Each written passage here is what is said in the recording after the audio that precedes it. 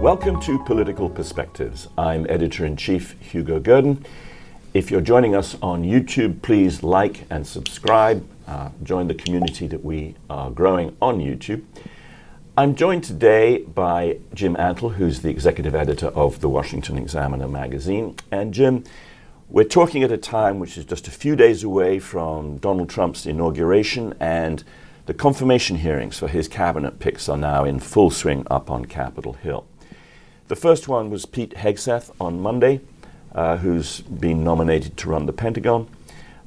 Let's just have a quick look at a clip of him in an exchange with Elizabeth Warren. Will you put your money where your mouth is and agree that when you leave this job, you will not work for the defense industry for 10 years? Senator, it's not even a question I've thought about because it's not think about one it right that, now.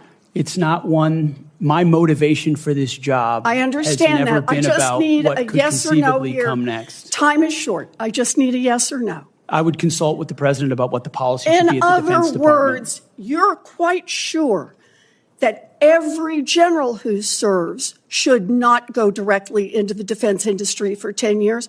But you're not willing to make that same pledge? I'm not a general, Senator. It was an interesting quip by Pete Hegseth because he made the audience laugh at Elizabeth Warren and her question. And that goes to something I want you to talk a little bit about, and that is the success, I think, of Donald Trump's picking people who are good at communications. They're good communicators, they're good on TV. That really showed with Pete Hegseth. It seems to be showing also with Pam Bondi. Right. Talk a little bit about Trump's thinking there and why communications is the big deal. Well, obviously Trump himself has a television background, and communications has been a big part not only of his political career, but even his success in real estate, and also obviously as a television star. But I think that Trump doesn't feel that his message gets out very effectively through the legacy media.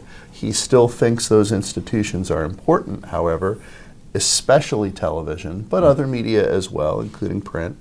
And he wants to have a team in place that can just go forth and all sort of spread the message. And so he is looking for people who are good on television, who have superior communication skills in general, and are pretty passionate about the aspects of their portfolios that are why Trump put them in place. And I think when you have televised confirmation hearings, this is the time where all these TV nominees should shine. Right. So I wrote this week that in a way the confirmation hearings are repeating the pattern of the election, in that it was a kind of base election, getting out the vote, appealing to the base. There were not many compromises on Trump's part in order to win over wavering Democrats. Right. In a way, it's the same thing up on the Senate, where the base are the 53 senators in the Republican caucus.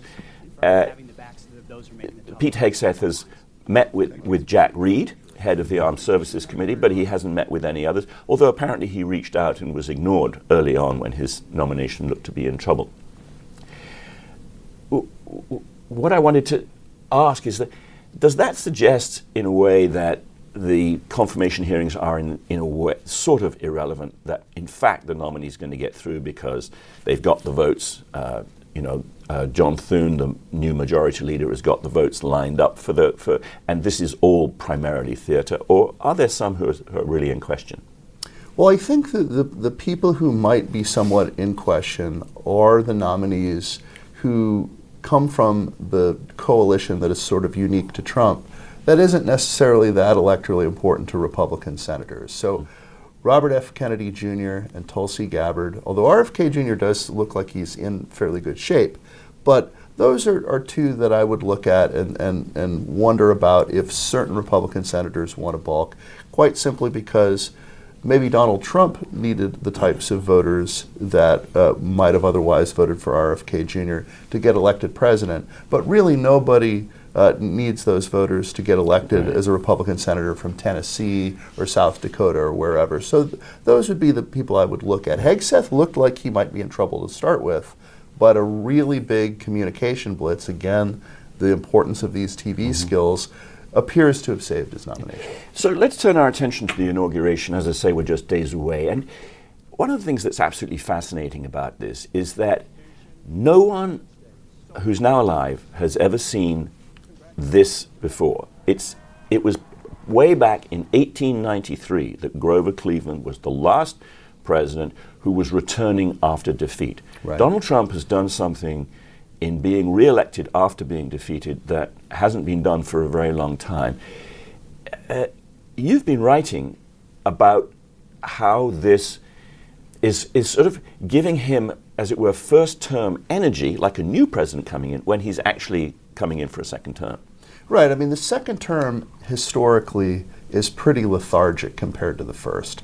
And a lot of times, second-term presidents focus more on international affairs because by this time their political capital in Congress is spent down. That's not necessarily going to be the case for Donald Trump coming in. So he's had 4 years in between his terms to think and to prepare and to talk about some of the people who he might want to have on a second-term team.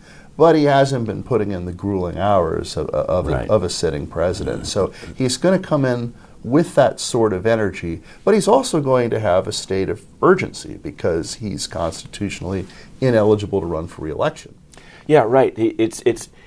There's a kind of, I don't know whether one would call it a mirage exactly. There's an impression of coming in for a first term, but actually he only has 4 years to get the things done that he wants to get done, and then we're going to be into an election in which the White House is vacant, and it'll be the parties on perhaps greater parity. And of course, there's also the midterm elections. Right. That also put, how long are the Republican majorities going to last? We don't know the answer to that. Right. So when Donald Trump comes in, obviously President Biden is going out. And the thing that I just wanted to ask you to close out this conversation is, we've seen some pretty striking, some would say shocking things being done by the outgoing presidents. The pardons that he's given, the commutations for really some of the most appalling murderers there are. What's your prediction as regards any more surprise pardons or, for example, of James Biden? What do you think is going to happen between now and noon on Monday when Biden ceases to be president?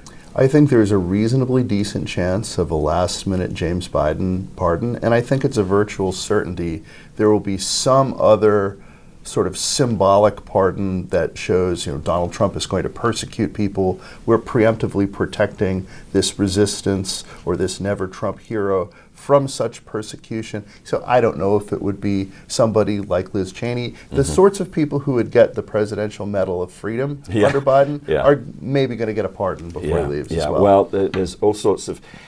Someone put forward the idea just the other day that perhaps there should be a constitutional amendment so that between Election Day and Inauguration Day, presidents should lose the power both of pardons and of executive actions. Biden is making a very strong case for that.